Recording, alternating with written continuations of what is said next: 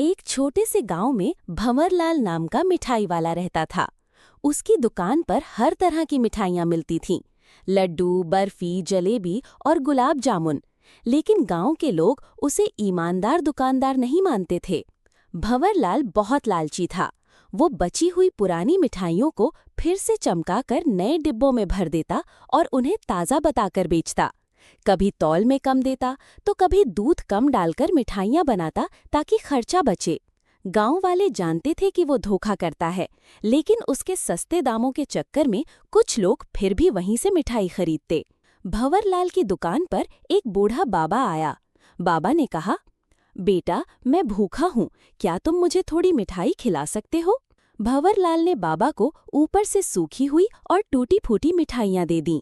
बाबा ने वो मिठाई खाई, मुस्कराया और जाते जाते कहा, तू मिठाइयों का सौदागर है, लेकिन दिल से गरीब है। ये गुलाब ले जा, ये तुझ पर एक दिन फैसला करेगा। भंवरलाल ने देखा, बाबा ने एक चमकता हुआ नीला गुलाब दिया था। भंवरलाल ने हंसते हुए कहा, गुलाब बेचूंगा, इससे भी पैसा बना लूंगा। रात में भंवरलाल ने सोचा कि उस गुलाब को दुकान में सजाएगा। अगली सुबह जब उसने दुकान खोली तो देखा, जहां गुलाब रखा था वहां सोने का सिक्का पड़ा था। वो हैरान रह गया। अब हर रात वो गुलाब को दुकान में रखता और हर सुबह वहां एक सोने का सिक्का मिलता। भंवरलाल बहुत खुश हुआ। अब तो वो और ज्यादा लालची हो गया। अब वो मिठाइयों में और भी मिलावट करने लगा।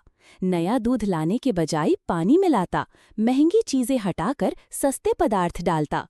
एक रात जब वो सो रहा था, उसने सपना देखा। वो गुलाब धीरे धीरे काला पड़ रहा है और फिर उससे धुआं निकलने लगता है। धुएं से वही बाबा बाहर आते हैं और कहते हैं, भंवरलाल, मैंने तुझे मौका दिया था, तू सुधर सकता था, लेकिन तू और ज्यादा लालची हो गया। अब गुलाब नहीं, तेरा कर्म तेरे पास लौटेगा। अगली सुबह भंवरलाल ने देखा, उसकी दुकान में न गुलाब था न सिक्का, बल्कि पूरी दुकान में कीड़े और गंध भर गई थी। सारी मिठाइयाँ खराब हो चुकी थीं, ग्राहक भाग गए, उसकी दुकान बंद हो गई। कोई भी गांव वाला उससे अब मिठाई नहीं लेता था।